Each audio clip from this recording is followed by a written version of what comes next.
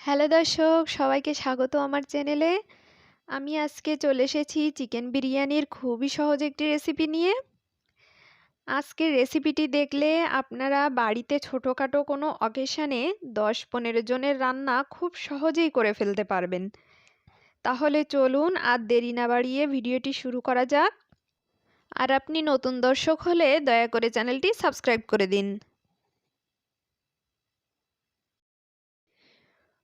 প্রথমে আমি ফ্যাটানো টক দই নিয়েছি, তার ভিতর আদা ও রসুন দিয়ে দিলাম, দিয়ে এটাকে খুব ভালোভাবে মিশিয়ে নিচ্ছি।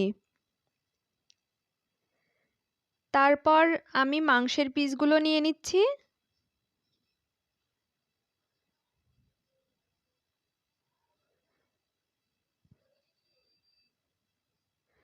মাংসের পিসগুলো নেওয়া হলে এগুলোকে খুব ভালোভাবে মেখে নিচ্ছি। আর আজকে আমার পুরো ভিডিওটাতে সাহায্য করবেন আমার একজন বড় দিদি। আমাদের সাথে একজন ক্ষুদে দর্শকও আছে, দেখুন।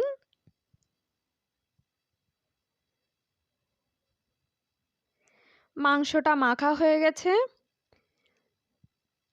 গোটা গরম মশলা দিয়ে দিলাম, একটু লঙ্কা গুঁড়ো দিয়ে দিলাম,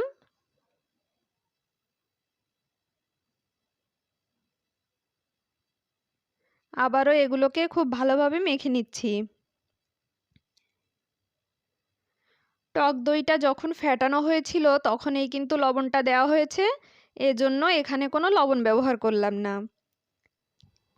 এখন কড়াইতে শুকনো ঝাল ও তেজপাতা ফোড়ন দিয়েছি, একটু রসুন বাটা দিলাম, একটু জিরে গরম মশলা একসাথে বাটা দিলাম।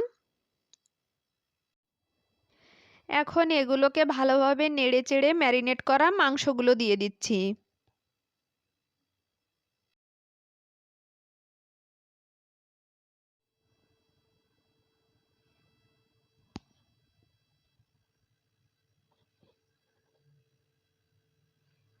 মাংসগুলো দেওয়া হয়ে গেছে, এখন একটু নেড়ে চেড়ে নিচ্ছি।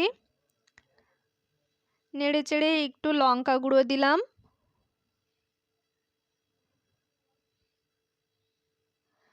লঙ্কা গুঁড়োটা দেওয়ার পরও আবারও নেড়ে চেড়ে নিচ্ছি। সামান্য পরিমাণ লবণ দিচ্ছি, একটু ঘি দিচ্ছি এই পর্যায়ে।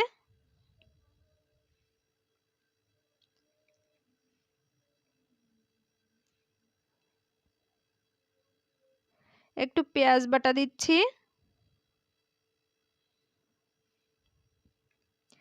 পেঁয়াজ বাটা দেওয়ার পর আবারও নেড়েচেড়ে সুন্দরভাবে কষিয়ে নিচ্ছি। যতক্ষণ পর্যন্ত না ঝোলটা শুকিয়ে তেলটা উঠে আসে ততক্ষণ পর্যন্ত হালকা আঁচে জ্বালে রাখতে হবে। দেখুন মাংসটা রেডি হয়ে গেছে, এখন বিরিয়ানির চালের দিকে যাব।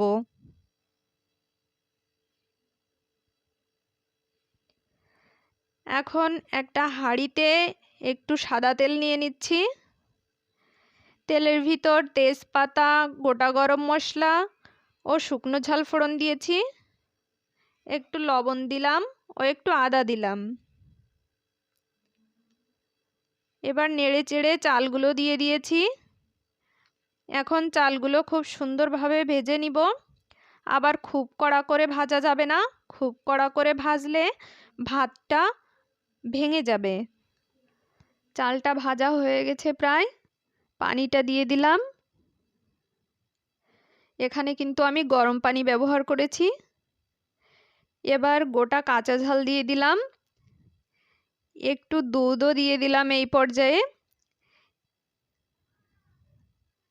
জয়িত্রী দিলাম, একটু নেড়ে চেড়ে দিচ্ছি। কাজু বাদাম দিচ্ছি, একটু লবণ দিলাম,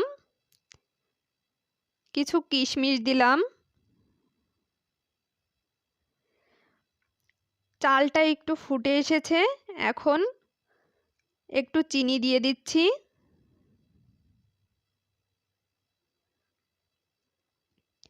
এই পর্যায়ে মাংসটা দিয়ে দিচ্ছি।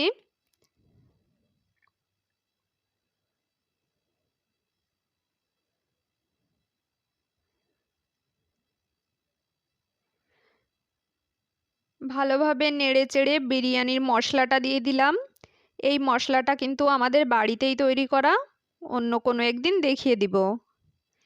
একটু ঘি দিয়ে দিচ্ছি।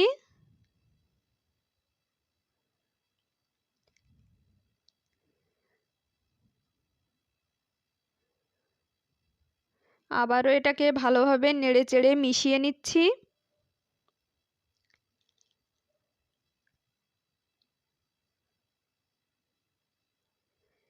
এখন এটাকে 20 মিনিটের জন্য দমে রেখে দিব।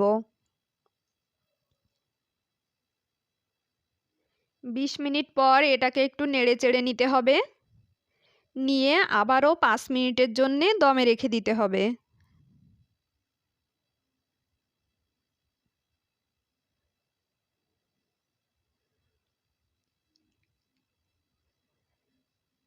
দেখুন দর্শক, রেডি হয়ে গেছে আমাদের সহজ চিকেন বিরিয়ানি। আজকের ভিডিওটি যদি আপনাদের ভালো লাগে অবশ্যই আমাকে কমেন্ট করে জানাবেন, ভিডিওটিতে লাইক দিবেন, শেয়ার করবেন। অনেক অনেক ধন্যবাদ শেষ পর্যন্ত আমার সাথে থাকার জন্য।